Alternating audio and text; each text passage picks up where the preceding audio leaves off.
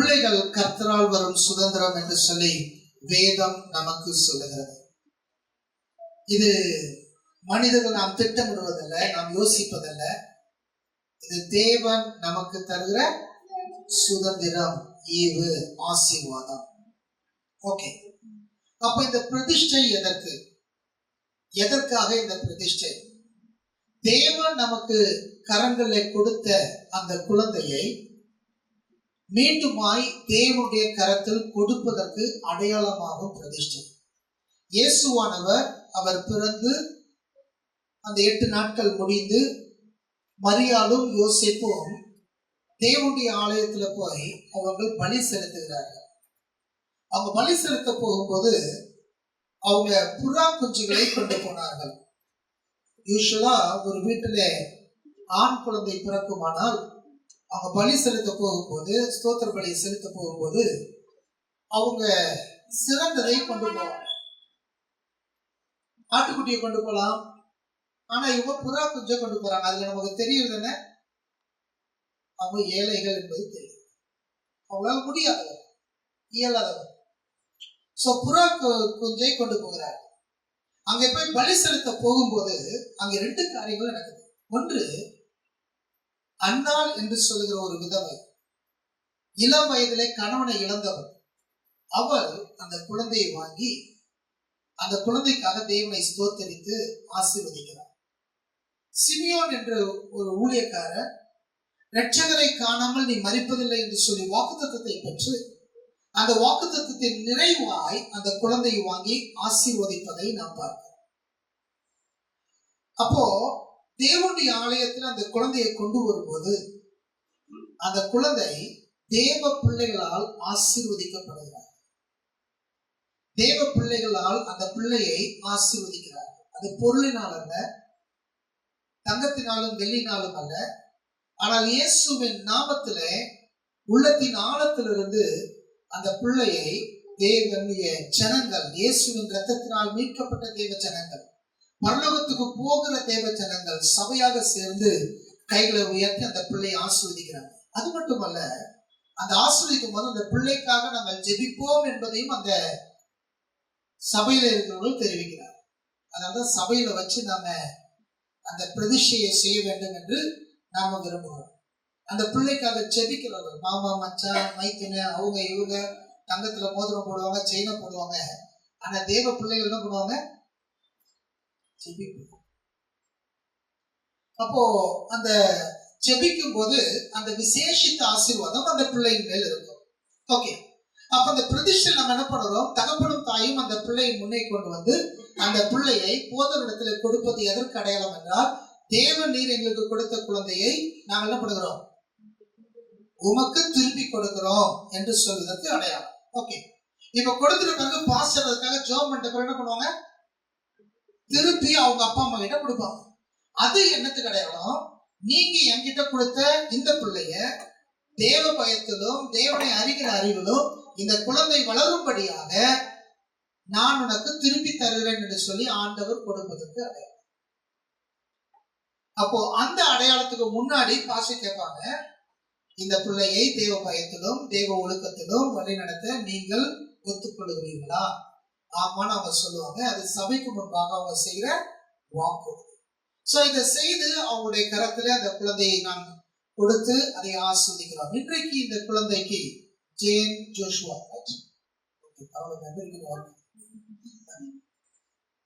அருமையான ஜோஷுவாவுக்கும் அபி சிஸ்டருக்கும் தேவன் இந்த குழந்தையை கொடுத்திருந்தாலும், நம்முடைய சபையில் இருக்கிற பிரதர் கிறிஸ்டோபர், ஜாய் சிஸ்டர் அவங்களுடைய சார்பாக இந்த பிள்ளைக்கு இன்றைக்கு பிரதிஷ்டையை நடத்த தேவன் நமக்கு கிருபை தந்திருக்கிறார். அதற்காக தேவனுக்கு நன்றி.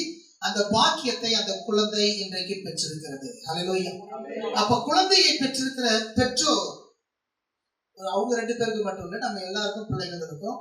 அப்போ நம்முடைய கடமை முதலாவது அந்த பிள்ளையை தேவ பயத்திலே வழி நடத்துவதாகும்.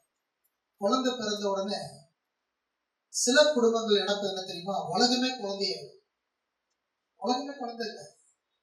அந்த குழந்தைக்கு நல்ல தேவ பயத்துல வளர்த்தணும், நல்ல ஆகாரத்தை கொடுக்கணும், நல்ல ஆரோக்கியத்தை கொடுக்கணும், நல்ல அறிவை கொடுக்கணும். இது 3 தான் நம்மளால செய்யணும். இதுக்கு மேல இருக்கிறது யார் பார்த்துக்கணும்? தேவனுடைய கருத்துல விட்டுட்டு அந்த குழந்தை பார்த்துக்கணும். அப்போ இந்த 3 காரியங்களை செய்ய நாம் கடமைப்பட்டவர்களா இருக்கிறோம். சபை ஆராதனை நம்ம செய்யும் போது முக்கியத்துவப்படுத்துவது எதுக்கென்றால், இந்த குழந்தையை தேவ பயத்திலே நாங்கள் வளர்ப்போம் என்று சொல்வதற்கு முக்கியத்துவம் படுத்தும். இந்த உலகத்தில் நம்ம எத்தனை சொத்து சேர்த்து வச்சாலும், எவ்வளவு காரியங்களை செஞ்சு வைத்தாலும், நம்ம பிள்ளைகளுடைய வாழ்க்கையில தேவ பயத்தையும் தேவ ஒழுக்கத்தையும் கொண்டு வருவதால் அதை விட சிறந்த சொத்து வேறு ஒன்றும் இல்லை. ஹல்லேலூயா. நமக்கு 90 வயசு ஆயிட்ட பிறகு நம்ம பிள்ளைங்க நம்மளை பார்க்கணும்னா அந்த பிள்ளைக்கு ஒரு நம்பிக்கை வரணும். என் அப்பா 90 வயசுல ஒண்ணும் முடியாம படுத்த படுக்கையா இருந்தாலும் அந்த படுக்கையிலும் எனக்காக ஜெபம் பண்ணுவார். அந்த ஜெபம் எனக்கு ஆசீர்வாதத்தை தரும்னு எந்த குழந்தை நினைக்குதோ அந்த குழந்தை தன்னுடைய பெற்றோரை ஆசீர்வாதமாய் பார்க்கும். ரகசியம், அது பெரிய ரகசியம். நாம நினைக்கிறோம் நம்மளுடைய அன்பை காட்டுறதுனால, நம்மளுடைய பணத்தை கொடுக்கறதுனால, இல்லைன்னா நம்ம அவங்களுக்கு ஏதாவது ஒண்ணு பெருசா செய்யறதுனால அந்த பிள்ளைகள் நம்மளை கவனிக்கும் நினைக்கிறோம். நாம வயதான பிறகு நம்மளுடைய உபயோகமே இல்லைன்னு நினைக்கும் போது, நம்மள அவங்க பாரம் நினைக்கும் போது நம்மள ஆசீர்வாதம் அவங்க எப்ப நினைப்பாங்க தெரியுமா? நம்ம ஜெபித்தா அதற்கு தேவன் பதிலளிப்பார்னு அவங்க அப்பா அம்மால நம்பிக்கை வச்சாங்கன்னா அந்த அப்பா அம்மாவை நல்லா கவனிப்பாங்க. நீங்க எடுத்து பாருங்க, வீடுகள்ல போய் பாருங்க, குடும்பங்கள்ல போய் பாருங்க. எந்த வீடுகள்ல என்னுடைய நம்ம சர்ச்சில் இருந்து ஒரு சில பிரதர்ஸ் நம்ம எதிர்பாராம நம்ம அங்க போனோம். என்னுடைய ஒய்ஃபுடைய வீட்டுக்கு நாங்க போனோம். அப்போ அவங்க அப்பாவை பார்க்குற அந்த விதத்தை பார்த்தா எனக்கே ஆச்சரியமா இருக்கும். அவ்வளவு தூரம் அவங்க அப்பாவை பார்க்குறாங்க. ஏன்? ஒரு விசுவாசம். இவங்க ஒண்ணும் முடியல, படுத்த படுக்கையா இருக்கிறாங்க. ஆனாலும் ஒரு விசுவாசம் என்ன தெரியுமா? அவங்கள நம்ம நல்லா பார்த்தோம்னா அவங்களுடைய ஆசீர்வாதம் நமக்கு வரும். என்னுடைய அம்மா ஹாஸ்பிட்டல்ல இருந்தாங்க, கொஞ்ச நாள் தான் படுத்த படுக்கையா இருந்தாங்க. ஆனாலும் எங்களால் முடிஞ்ச பெஸ்ட் நாங்க பண்ணோம். ஏன் தெரியுமா? அவங்க ஜெபம் பண்ணா எங்க வீட்டுல ஆசீர்வாதம். அந்த ஒரு பயம் தான் எங்களை நிற்க வைத்தது, எங்களை நிலைநிற்க வைத்தது. உங்களுடைய வாழ்க்கையில உங்க பிள்ளைகள் அதை உங்க வாழ்க்கையில பார்க்கணும். ஜோஷோட வாழ்க்கையில, மறுபடியும் வாழ்க்கையில எங்க அப்பா தேவனுக்கு பயந்தவர், எங்க அம்மா தேவனுக்கு பயந்தவங்க, அவங்க ஜெபம் பண்ணா நன்மை நடக்கும், அவங்க வாழ்க்கையில தேவன் இருக்கிறார் என்பதை உங்க பிள்ளை பார்த்து வளரும் போது அவங்க வாழ்க்கை ஆசீர்வாதமா இருக்கும். நாங்க எங்க அப்பா அம்மாவை பார்த்து வளர்ந்ததுனாலதான் இன்னைக்கு எங்களுடைய வாழ்க்கை ஆசீர்வாதமா இருக்கு நாங்க தைரியமா சொல்லணும். அப்போ உங்களை பார்த்து உங்க பிள்ளை வளரும் பொழுது நிறைய பேர் எங்ககிட்ட வந்து சொல்ற கம்ப்ளைண்ட் தான், பாஸ்டர் என்ன சொன்னாலும் என் பையன் என் பொண்ணு கேட்க மாட்டேங்கிறாங்க. எத்தனை பேர் உங்க வீட்டுல அப்படி ஒத்துக்க மாட்டேங்கிறாங்க? ஒத்துக்க முடியாது.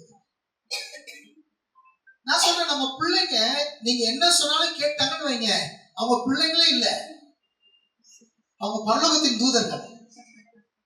பிள்ளைங்கன்னா நீங்க என்ன சொன்னாலும் கேட்க மாட்டாங்க, அதுதான் பிள்ளைங்க. எங்க வீட்டுல இருந்தாலும் சரி, உங்க வீட்டுல இருந்தாலும் சரி. ஆனா நாம என்ன செய்யறோமோ அதை அப்படியே செய்வாங்க. நாம என்ன செய்யறோமோ அதை அப்படியே செய்வாங்க. நீங்க ஜெபிச்சீங்கன்னா அவங்க ஜெபிப்பாங்க.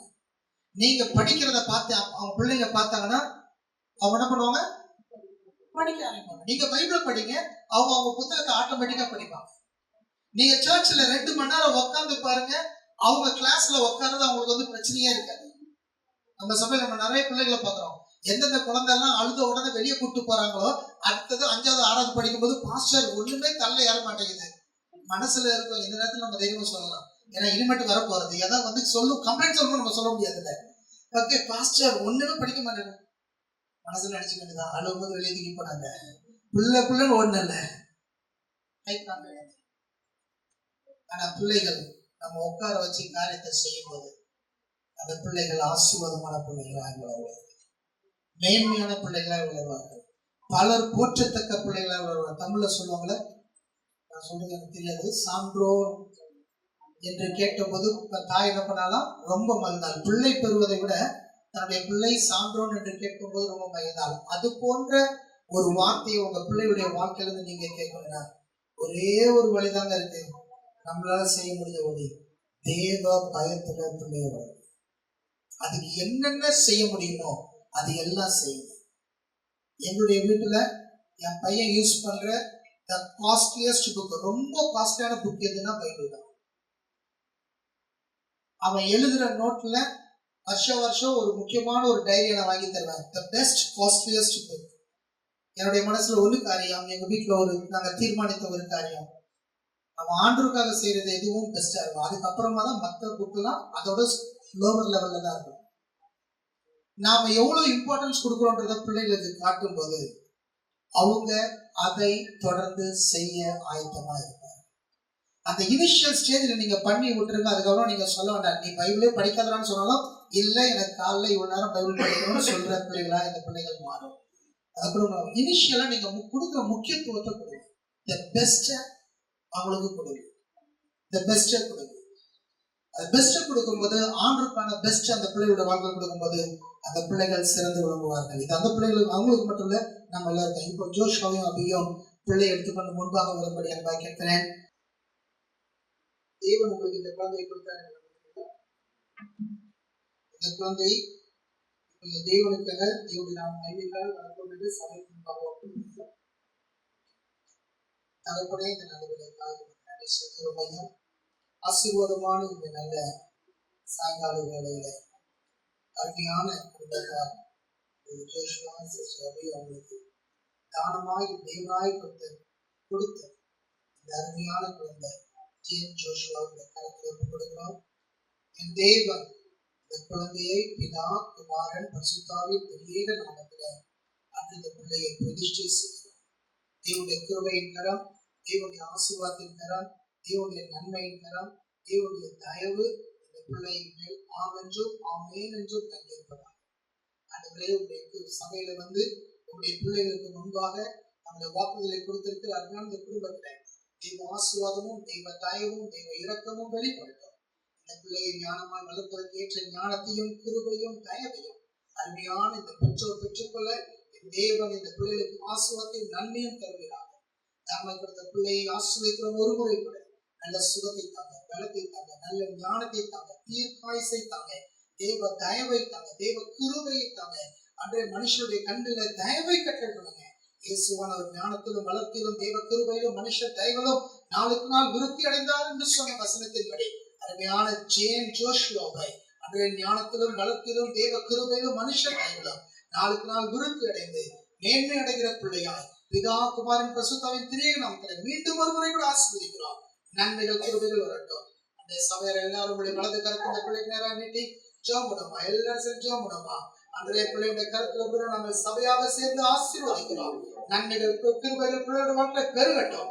மேன்மைகள் வருவதாக, ஆசீர்வாதங்கள் வருவதாக, தயவு கிடைப்பதாக. நீ மாத்திரம் மகிமைப்படுகிறாங்க.